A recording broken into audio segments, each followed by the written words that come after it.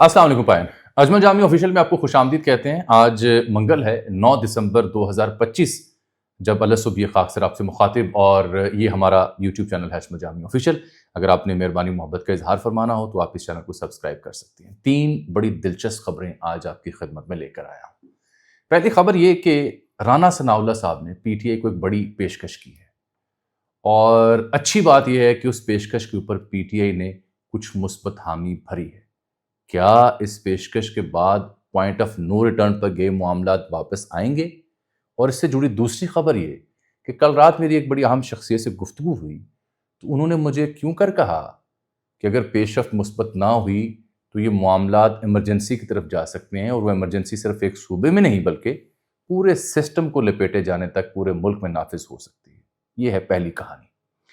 दूसरी जो खबर और दिलचस्प कहानी है वो आदिल राजा, यूट्यूबर जो इंग्लैंड में है, उसके खिलाफ जो बरतानवी अदालत ने फैसला दिया है वो पढ़ने से ताल्लुक़ रखता है। उसमें जिस किस्म की सज़ा उन्हें सुनाई गई, जिस किस्म का उनसे मुतालबा किया गया, मुसलसल 28 रोज़ तक उन्हें कहा गया कि वो अपने हर सोशल मीडिया प्लेटफॉर्म पर मुआफ़ी लिख कर लगाएं।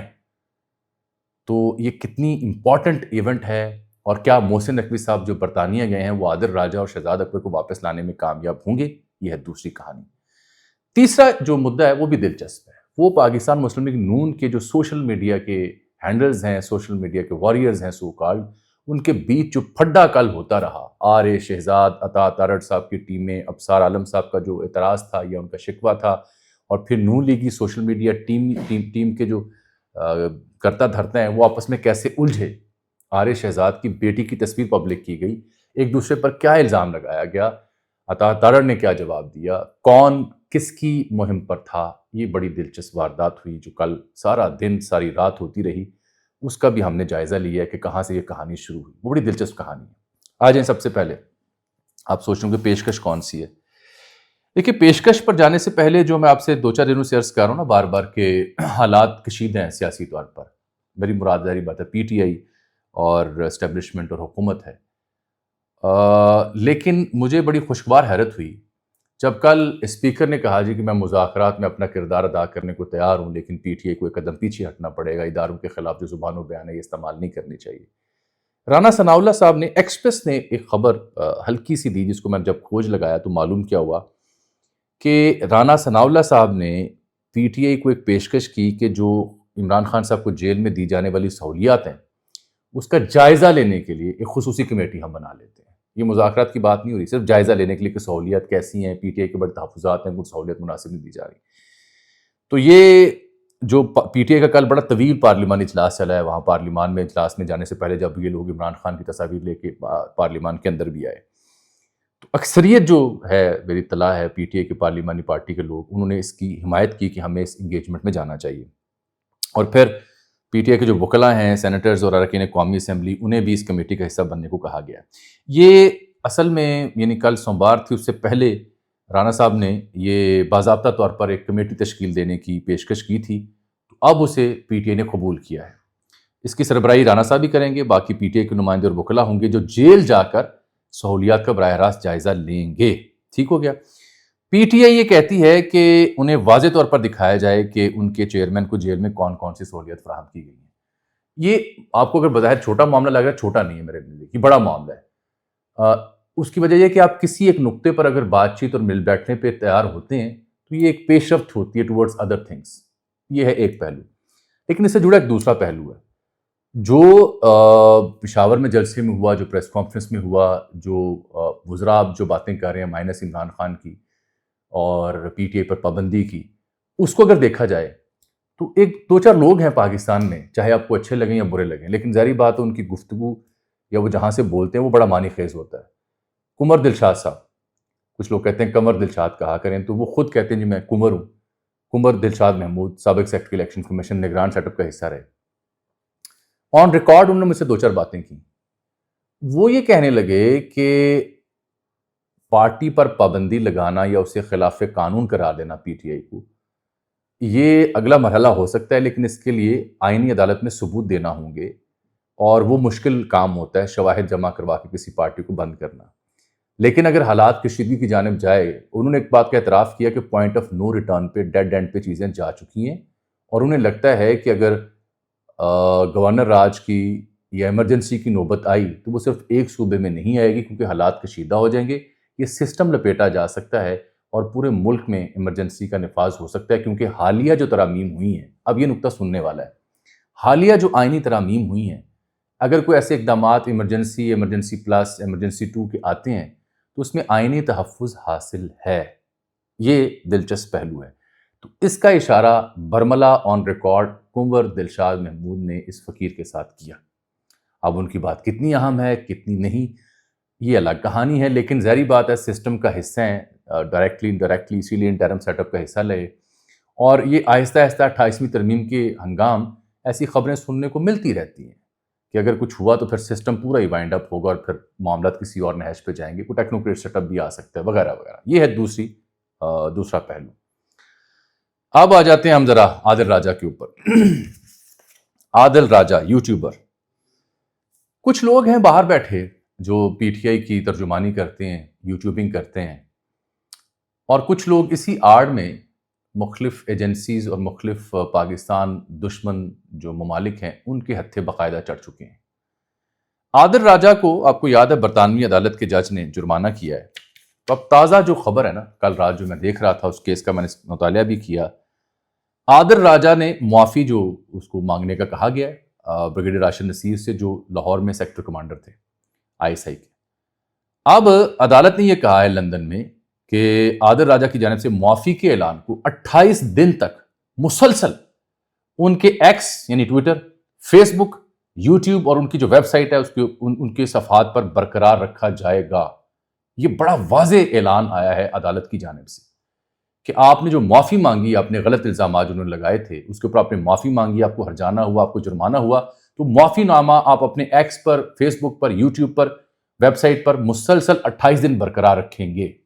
یہ اس سے بڑی سزا کسی کے لیے نہیں کوئی ہو سکتی۔ ایسے قوانین کاش پاکستان میں بھی ہوں۔ آگے یہی نہیں بلکہ ہرجانہ اور عدالتی اخراجات کی مد میں 3,10,000 پاؤنڈ 22 دسمبر تک ادا کرنے ہوں گے۔ اب یہ پھر کیا چندہ مانگیں گے؟ اور یہ اکتوبر میں عادل راجہ کو اپنے خلاف جو دائر حد عزت کے مقدمے میں شکست کا سامنا کرنا پڑا تھا۔ یہ ہائی کورٹ کے، لندن ہائی کورٹ کے جج ہیں رچرڈ اسپیئرمین، انہوں نے سماعت کی اور یہ فیصلہ سنایا، اور جو عادل راجہ نے اپیل کی درخواست کی اس کو بھی مسترد کیا۔ حالانکہ ان کے جو اپنا اکاؤنٹ ہے اس میں دیکھ رہا ہوں انہوں نے ٹویٹ کیا کیا ہوا، وہ بھی میں آپ کو دکھا دیتا ہوں۔ سعد فواد چودھری کی ایک بڑی بےہودہ سی تصویر بھی ری ٹویٹ انہوں نے کی ہوئی ہے۔ یہ لکھتے ہیں the court held a hearing today to finalize the verdict in the defamation case filed by the ex-sector commander of ISA Punjab in London today. We are appealing the judgment. ہم اس judgment کے خلاف appeal کر رہے ہیں۔ لیکن یہاں انہوں نے بنیادی طور پر جو ان کی اپیل کی درخواست تھی جج رچرڈ نے، وہ مسترد کی ہوئی ہے فیصلے میں جو سنایا گیا۔ یہ بریگیڈیئر ریٹائرڈ راشد نصیر نے عدالت سے کہا تھا کہ اکتوبر میں سنائے گئے فیصلے کے بعد مناسب آرڈر اب جاری کیا جائے۔ جج نے ان کو یہ آرڈر دیے عادل راجہ کو کہ 22 دسمبر تک یہ 50,000 پاؤنڈ ہرجانہ اور عدالتی اخراجات کی مد میں 2,60,000 پاؤنڈ ادا بھی کریں گے، اور جو اضافی عدالتی اخراجات کا تخمینہ وہ ہم بعد میں طے کریں گے۔ یہی نہیں، خبر یہاں ختم نہیں ہوتی۔ عادل راجہ کو یہ کہا گیا کہ آئندہ حد تک آمیز بیانات نہ دینے کے لیے حکم امتناعی بھی ہم جاری کر رہے ہیں آپ کے لیے، کہ آئندہ آپ ایسی حد تک آمیز بیانات نہیں دیں گے، اس کا بھی پابند کیا گیا۔ اب اگر عادل راجہ صاحب بڑے فن خان ہیں تو دوبارہ سے ان الزامات کو ٹویٹر پہ یا یوٹیوب پہ بول کے دکھائیں لندن بیٹھ کے۔ کہنا اور ہوتا ہے، دعوے کرنا اور ہوتا ہے، لیکن یہ جو انہوں نے کام کیا ہے یہ زیب نہیں دیتا۔ اب ان کا جو وکیل ہے انہوں نے ہائی کورٹ کے فیصلے کے خلاف اپیل میں جانے کا اندیہ دیا، جو خود بھی وہ کہہ رہے ہیں اکتوبر میں یہ فیصلہ سنایا گیا تھا اور عادل راجہ کے الزامات کو بے بنیاد قرار دیا گیا تھا۔ عدالتی کارروائی کے دوران بریگیڈیئر راشد نصیر عدالت میں موجود تھے اور عادل راجہ کے وکیل بھی وہاں پیش ہوئے۔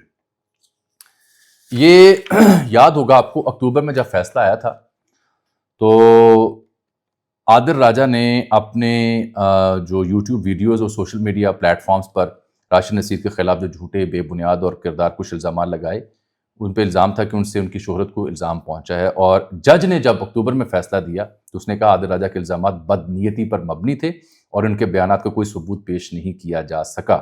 تب انہوں نے کہا تھا کہ یہ 50,000 پاؤنڈ یعنی 2 کروڑ روپیہ ہرجانے کے طور پر ادا کریں، اور یہ بھی انہیں تب اکتوبر میں پابند کیا گیا تھا کہ اپنے تمام میڈیا پلیٹ فارمز پر راشد نصیر کے کیس جیتنے کی خبر بھی نشر کریں، اور ان کو کرنی بھی پڑی۔ یہ ہے کہانی عادل راجہ کی۔ جب آپ سیاسی اختلاف کو بڑھا کر ملک دشمن سرگرمیوں کا حصہ بن جاتے ہیں، اور ایسا ماضی میں بھی ہوا ہے، کئی سوشل میڈیا ایکٹیوسٹ تھے جو پیورلی اسٹیبلشمنٹ کے خلاف تھے، ملکی نظام کے خلاف تھے، سیاسی اختلافات تھے، لیکن مجھے ایسے کیسز کا علم ہے جو پھر را کے ہتھے چڑھے، ملک دشمن ایجنسیوں کے ہتھے چڑھے، انہیں استعمال کیا گیا۔ ہی از ون آف دیم۔ ان کے لیے کوئی ہمدردی نہیں ہے، نہ ہونی چاہیے۔ اور یہ پی ٹی آئی کے بھیس میں، پی ٹی آئی کے ورکر کی سپورٹ میں اور ان کے جذبات کی آڑ میں جو پروپیگنڈا کرتے ہیں، جس ایجنڈے پہ کام کرتے ہیں، وہ ناقابل فہم ہے، ناقابل معافی ہے۔ کیوں؟ کیونکہ مجھے پی ٹی آئی کی قیادت ذمہ داری سے کوئی ایک بندہ دکھا دیں جو اس کو اون کرتا ہو۔ نو ون ہیز دی رائٹ اور ہیز دی گٹس، اور ہمت نہیں ہے کسی میں کہ ایسے بدبودار پروپیگنڈس کو وہ قبول کرے۔ یہ عادل راجہ کے ساتھ جو ہوا، عدالت میں ہوا، عدالت کے احکامات پڑھ کے سنا رہا ہوں۔ اگر برطانیہ نے، عدالت نے انہیں جھوٹا ثابت کیا ہے تو ان کی بے شرمی کا اس سے بڑا کوئی مقام نہیں ہے، ان کی پروپیگنڈے کی غلاظت کا اس سے زیادہ کوئی اور ثبوت نہیں ہے۔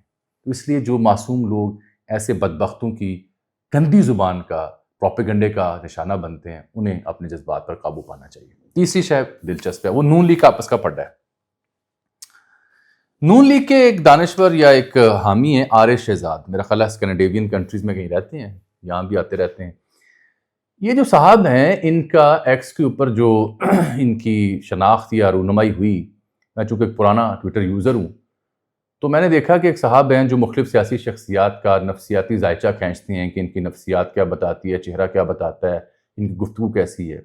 تو تب ہم نے انہیں فالو کرنا شروع کیا۔ اچھا پڑھا لکھا بندہ لگتا ہے بظاہر، لیکن آہستہ آہستہ ان کے جو سیاسی نظریات تھے یا ذاتی پسند ناپسند تھی، وہ ان کی پڑھی لکھی رائے کے اوپر غالب آنا شروع ہوئی، اور پھر اندازہ ہوا کہ یہ تو نون لیگ کے بڑے کٹر حامی ہیں، اور کسی کو کوئی اعتراض نہیں ہونا چاہیے۔ ہر بندے کا حق ہے کہ وہ پی ٹی آئی کا حامی ہو یا نون لیگ کا حامی ہو، لیکن اس حمایت کے چکر میں موصوف نے صحافیوں کو جو رگڑا دیا، صحافیوں کے بارے میں جیسے حد تک امیز نظمیں، اشعار، تصاویر، بالخصوص وہ جو پی ٹی آئی کے حامی تھے یا پی ٹی آئی کے حق میں بات کرتے تھے، ان کے خلاف، اور یہی نہیں بلکہ ہم جیسے وہ لوگ جو معتدل تھے یا ایک بیلنس کریٹ کرنے کی کوشش کرتے تھے، ہمیں بھی رگڑا دیا۔ یہ المیہ پتہ کیا ہوتا ہے؟ یہ جو ڈائی ہارڈ فین ہوتے ہیں مختلف سیاسی جماعتوں کے، ان کا المیہ یہ ہوتا ہے،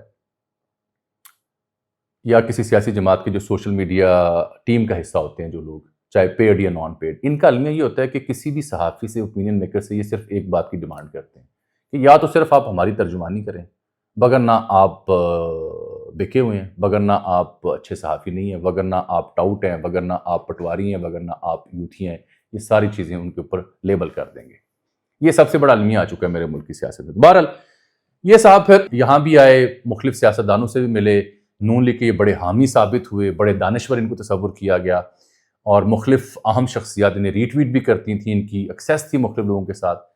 واقعہ شروع یوں ہوتا ہے کہ ابصار عالم صاحب، آپ کو یاد ہے ریسنٹلی جو ویلاگ کر رہے ہیں، تو ابصار عالم صاحب نے ایک ویڈیو کی جس میں اطاعت اڈر صاحب کے حوالے سے بات کی، تو آر ایس شہزاد نے ایک ٹویٹ کیا کہ بہت ہی افسوس کا مقام ہے کہ نون لیگ کے وزیر اس حد تک گر چکے ہیں کہ جنرل فیض کے دور میں گولی کھانے والے ابصار عالم صاحب بتا رہے ہیں کہ کل رات 12 بجے وزیر اطلاعات اطاعت اڈر نے ان کو ایک دھمکی نما پیغام، ایک ویڈیو اور میسج کی صورت بھیجا، جہاں اور باتوں کے علاوہ ان کی والدہ کے جنازے میں شرکت کا احسان بھی جتلایا۔ ابصار صاحب کی بہت سی دل آزاری ہوئی۔ ابصار صاحب نے اس کے بعد تارڑ صاحب سے کافی سوالات کیے، ایک یہ بھی کہ ڈی جی آئی اسپیکر کی پریس کانفرنس کے بعد آپ کے اربوں کے بجٹ والے ڈیجیٹل سیٹ اپ نے کیا جواب دیا، کتنے ٹرینڈ چلائے، ان کی کارکردگی کیا ہے، کرپشن کی وجہ سے آپ کی منسٹری کے اداروں میں تنخواہ تک نہیں دی جا سکتی، اور دھمکی مت دیں، عدالت لے کر جائیں، وہاں آپ سے بات ہوگی۔ مکمل ویلاگ کا لنک نیچے ہے۔ یہ انہوں نے ابصار عالم صاحب کا حوالہ دیا ہوا ہے۔ یہ آر ایس شہزاد کافی عرصے سے اداروں میں کرپشن، مختلف حکومتی وزراء پنجاب کے اور دیگر ان کے پرفارمنس کے اوپر سوال اٹھا رہے ہیں۔ نون لیگ کے جو پاکستان میں مقیم حامی ہیں، سوشل میڈیا ٹیموں کے لوگ ہیں، میری ان سے بات ہوئی تو ان کا یہ الزام ہے آر ایس شہزاد کے اوپر کہ یہ غالباً کوئی عہدہ ڈھونڈ رہے تھے، کوئی ذمہ داری ڈھونڈ رہے تھے جو نون لیگ نے نہیں دی، تو اس سے دل برداشتہ ہو کر یہ نون لیگ کے اوپر الزام لگا رہے ہیں، ان کی رہنماؤں کے اوپر تنقید کریں۔ یہ کچھ لوگوں کا ماننا ہے الزام کی حد تک، میں اس کا پریوی نہیں ہوں، میں صرف رپیٹ کر رہا ہوں۔ لیکن میں یہ بھی بتاؤں گا کہ اطاعت اڈر صاحب قریبی حلقوں نے مجھے کیا بتایا کہ ان کے خلاف جو کیمپین شروع ہوئی، اچھا یہ بار بار نا ان پہ تنقید کر رہے تھے، اداروں میں کرپشن، پی ٹی وی میں ہائرنگ فائرنگ کے اوپر بات کر رہے تھے، کس کو اقربا پروری کا مظاہرہ کرتے ہوئے نوکری دی گئی یا نہیں دی گئی. یہ کھلی چوڑی لمبی ڈبیٹ انہوں نے. آپ ان کے ایکس پہ جائیں, آپ کو ساری ڈیٹیل مل جائے گی. تو پھر کل میں نے دیکھا کہ ایک ٹرینڈ چلا ایکس کے اوپر, ان فالو آر شہزاد. یہ نمبر 1 پہ رہا جب یہ ٹرینڈ چلایا گیا, اور یہ نظر آ رہا تھا کہ سوشل میڈیا کیمپین کے ذریعے سوشل میڈیا ٹیموں نے اس ٹرینڈ کو چلایا. نیچے ڈکی بھائی کا ٹرینڈ تھا, نیچے عمران خان صاحب کے خلاف تھا ٹرینڈ, چوتھا ٹرینڈ عمران صاحب کے حق میں تھا, 5واں ٹرینڈ بھی عمران خان صاحب کے بارے میں تھا, لیکن ٹاپ پہ ان فالو آر شہزاد. اس کے اوپر ابصار عالم صاحب نے ٹویٹ کیا کہ وفاقی وزارت اطلاعات کو داد دینا بنتا ہے کہ ٹاپ ٹرینڈ بنا دیا اس شخص کے خلاف جس نے میرے موقف کی حمایت میں 2 ٹویٹ کیے. جو میں بات کرتا ہوں اس کی تصدیق ابصار صاحب نے خود کر دی. لیکن P T I social media نے پچھلے 3 دن حکومت اور فوج کے خلاف جو ٹاپ ٹرینڈز بنائے اس پر سانس روک کر بیٹھے رہے. کیا ترجیحات ہیں آپ لوگوں کی؟ یعنی ابصار صاحب ہوں یا آر شہزاد, یہ حکومت کے جو سوشل میڈیا ٹیمیں ہیں ان کی ترجیحات کو داد دے رہے ہیں سارکیسٹیکلی, تنزیہ طور پر, کہ آپ کی ترجیحات ہیں کیا. یہ یہاں سے کہانی شروع ہوتی ہے. پھر کیا ہوتا ہے, پھر آر شہزاد صاحب کی بیٹی جو ہیں ان کی ایک تصویر وائرل کی جاتی ہے اور بتایا جاتا ہے کہ یہ صاحب جو ہیں یہ پاکستان جب تشریف لائے تھے تو انہوں نے اپنی بیٹی کے کچھ جعلی کاغذات بنوانے کی کوشش کی تھی جو شاید نہیں بنے. تو اس کی غم و غصہ انہیں, اور انہوں نے اس کی وجہ سے حکومتی جو وزراء ہیں ان کے اوپر تنقید کرنا شروع کی. میں ان کی تصویریں دکھاؤں گا. اب یہاں آتا ہے سب سے امپورٹنٹ نقطہ. اس کے باوجود کہ آر شہزاد ماضی میں کئی ایک مواقعوں پر اس ناچیز کے اوپر پل پڑے, براہ راست ایسی زبان استعمال کی, ایسے الزامات عائد کیے, ایسی گفتگو کی جو پڑھے لکھے شخص کو زیب نہیں دیتی, میں نے ان کا جواب بھی دیا اور کبھی اگنور بھی کیا. ظاہری بات ہے ہر بندے کو ہر وقت جواب نہیں دیا جا سکتا. لیکن جب آج ان کی بیٹی کی تصویر پبلک کی گئی تو یہ ہم ہی تھے جنہوں نے اس کی مذمت کی. یہ ہمارا ظرف تھا, ہماری تربیت تھی کہ ہم نے کہا کہ خدا کے لیے جو بیٹیاں ہیں, بہنیں ہیں, ان کو سیاسی ایندھن کا نشانہ نہ بنائیں, انہیں سیاسی ایندھن نہ بنائیں. بیٹی اور بہن, ماں, اس کی حرمت باقی رہنے دیں. اور یہ نون لیگ کے سوشل میڈیا کی آپسی جنگ تھی. کیونکہ میں آپ سے عرض کروں, یہ جو سوشل میڈیا کی ٹیمیں ہوتی ہیں, حکومتی وزراء کی ٹیمیں ہوتی ہیں, ان کی آپسی جنگ کیوں ہوتی ہے؟ عہدوں کے لیے, رتبوں کے لیے, نوٹیفیکیشنز کے لیے, ذمہ داریوں کے لیے, اپنی لوائلٹی ثابت کرنے کے لیے. یہ بڑا گندا دھندا ہوتا ہے. یہ ماضی کی حکومتوں میں بھی ہم نے دیکھا, پی ٹی آئی کے دور میں بھی اور نون لیگ کے دور میں بھی ہم دیکھ رہے ہیں. یہ کہ فلاں شخص نے پی ٹی آئی کی بڑی بینڈ بجائی تو اس کو اب عہدہ ملنا چاہیے, اس کو کوئی رینک اینڈ فائل ملنا چاہیے, نوٹیفیکیشنز اس کے لیے جاری ہونے چاہیے. نہیں ہوتے تو پھر وہ لوگ بولتے ہیں. اور وہی ہوا. آر شہزاد نے پھر یہ سمجھا کہ جناب یہ اطاعت آڈر صاحب کی سوشل میڈیا ٹیم ہے جو میرے خلاف ٹرینڈ میں پیچھے پڑی ہوئی ہے. انہوں نے کہا جی کہ یہ ایک ٹویٹ کیا انہوں نے, اس میں انہوں نے آمنہ بطول صاحبہ کا ذکر کیا. میں نہیں جانتا یہ کون ہے. یہ کہتے ہیں وزارت اطلاعات کے راتب خور میرے پیچھے کیوں پڑتے ہیں, میں آپ کو بتاتا ہوں. یہ آمنہ بطول ہے, تصویر لگائی, ایک نوٹیفیکیشن انہوں نے لگایا نیچے. نون لیگ کی ایم این اے ہیں, اطاعت آڈر کی سوشل میڈیا ٹیم میں تھیں, ان کا اکاؤنٹ مینیج کرتی تھیں. پھر انہیں مخصوص نشستوں پر ایم این اے بنایا گیا. اس کے بعد اطاعت آڈر نے ان کے شوہر سید عمیر علی کو, جو پنجاب بیت المال میں تھے, پی ٹی وی میں ایچ آر ڈائریکٹر خصوصی اسکیل پر لگوایا, جس کی تنخواہ 6.5 لاکھ رکھی گئی. یہ سب کچھ اس دوران ہوا جب پی ٹی وی کا بورڈ موجود نہیں تھا. عدالت فیصلہ دے چکی ہے کہ مستقل بورڈ کے بغیر یہ تقرریاں غیر قانونی ہیں. آپ نے آئی ایم ایف کی رپورٹ پڑھی کہ صرف اداروں میں کرپشن سے پاکستان کی معیشت کو ہر سال $4.5 ارب کا نقصان ہوتا ہے. اتنی ہی رقم ہم قرض لیتے ہیں. اطاعت آڈر کے وزیر اطلاعات بننے سے پہلے 2022-2023 میں پی ٹی وی 870 ملین روپے کا منافع کما رہا تھا, اب شدید خسارے میں ہے. اس کی وجہ نیپوٹزم ہے, یعنی اقربا پروری, اور قانون سے روگردانی ہے جو اداروں اور خزانے کو نقصان پہنچاتی ہے. روگردانی, میں اس کی نشاندہی کرتا ہوں, ثبوت پوسٹ کرتا ہوں, اس کے لیے راتب خور گالیاں دیتے ہیں مجھے. یہ انہوں نے پھر اس کی تصویر بھی لگائی اور نوٹیفیکیشن بھی لگایا. سچی بات یہ ہے کہ مجھے صرف ایک بات کا افسوس ہے کہ کسی کی بہن بیٹی کی تصویر منظر عام پر نہیں لانی چاہیے. یہ گھٹیا حرکت ہے, قابل مذمت حرکت ہے. ہر ذی شعور نے اس کی مذمت کی, حتیٰ کہ نون لیگ کا ایک ہینڈل ہے یہ عادی روائے, یہ بھی موصوف مجھ پہ کئی دفعہ حملہ ور ہوئے ہیں. انہوں نے بھی کہا کہ وزیر اعلیٰ مریم نواز صاحبہ, مسلم لیگ نواز آفیشیل سوشل میڈیا ٹیم لوگوں کے بارے میں پروپیگنڈا کر رہی ہے, ان کو لگام ڈالیں. ان کو لگام ڈالنے کے لیے ہم رضاکار بہت ہیں, لیکن اس سے ان کی بچی کچی عزت بھی نہیں رہے گی. یہ کام تو ہم نے یوتھیوں کے خلاف آج تک نہیں کیا. اس چیز کو ختم کروائیں اور یہ کام کرنے والوں کو فارغ بھی کریں جنہوں نے یہ تصویریں جاری کی. میں وہ جو آر شہزاد نے الزام لگایا نا اس کے اوپر روشنی ڈالوں گا. میں کہنا یہ چاہ رہا ہوں کہ جب ان کے اپنے کسی عزیز کی بچی بہن کی تصویر لیک ہوئی یا پبلک کی گئی جس کی ہم مذمت کریں کھل کر، تب انہیں احساس ہوا کہ ہم تو آپس میں پاٹ گئے ہیں، تب انہیں احساس ہوا کہ ہم تو ایندھن بن رہے ہیں، تب انہیں احساس ہوا کہ پی ٹی آئی تو ہم پہ لافٹر کر رہی ہے، تب انہیں احساس ہوا کہ آزاد رائے رکھنے والے ان بائس لوگ بھی مذمت کر رہے ہیں، اور پھر رات گئے کچھ پوسٹیں جو ہوئیں اس سلسلے میں وہ ڈیلیٹ بھی کی گئیں، جو کہ اچھی بات ہے۔ جو بات میں نے عارض شہزاد کے اس ٹویٹ کے اوپر کرنا چاہ رہا ہوں کہ فلاں کو اکربا پروری میں نوکری دی گئی یا نہیں دی گئی، شکوہ یہی ہے ایک دوسرے سے۔ دوسری بات یہ کہ جب یہ آپس میں پاٹتے ہیں تو اس کا ایک فائدہ ہوتا ہے، یہ ایک دوسرے کے الزامات منظر عام پر لے آتے ہیں، ایک دوسرے کے خلاف ثبوت منظر عام پر لے آتے ہیں، چاہے کسی کی اپوائنٹمنٹ ہو، چاہے ایک دوسرے کے ڈی ایم بھی منظر عام پر لے آئے۔ یہاں کہاں ہے عطا تاڑر صاحب کا ڈی ایم جو انہوں نے پبلک کیا ہے، میرے پاس پڑا ہوا ہے۔ یہ یہی نہیں رکے بلکہ انہوں نے کہا کہ بات چل نکلی ہے تو یہ بھی جان لیں کہ ہم نے آج تک انفارمیشن مسٹر عطا تاڑر صاحب سے کچھ نہیں مانگا، یہ عطا تاڑر تھے جو الیکشن میں مدد مانگنے کے لیے آئے، اور اس وقت الیکشن میں ان کے لیے جیتنا ممکن تھا، جتنا ممکن تھا میں نے اس کی مدد کی۔ مثلا انہوں نے ڈی ایم نکال دیا عطا تاڑر صاحب نے، جو عارض شہزاد کو ڈی ایم کیے کسی زمانے میں، کب کیے؟ دسمبر 6 2023، AOA hope all is well please share your contact number. پھر آگے دسمبر 29 کو لکھتے ہیں بھائی hope all is well elections are coming up really need your support we need to take up our narrative strongly can you please support۔ تو عارض شہزاد نے وہ ساری چیٹ پبلک کر دی۔ یہ جب کوئی پارٹی کے آپسی لوگ آپس میں پاٹتے ہیں تو یہ لطیفے سامنے آتے ہیں۔ لیکن پھر میں نے کوشش کی کہ عطا تاڑر صاحب کے قریبی لوگوں سے میں بات کروں اور پوچھوں کہ یہ کیا ہوا۔ تاڑر صاحب کے جو قریبی لوگ تھے انہوں نے مجھے بتایا کہ جی ہم آپ کو ایمانداری سے بتا سکتے ہیں کہ ہم نے عارض شہزاد کے خلاف کیمپین یا ان کی صاحبزادی کی سوشل میڈیا وائرل تصویر سے ہمارا کوئی تعلق نہیں۔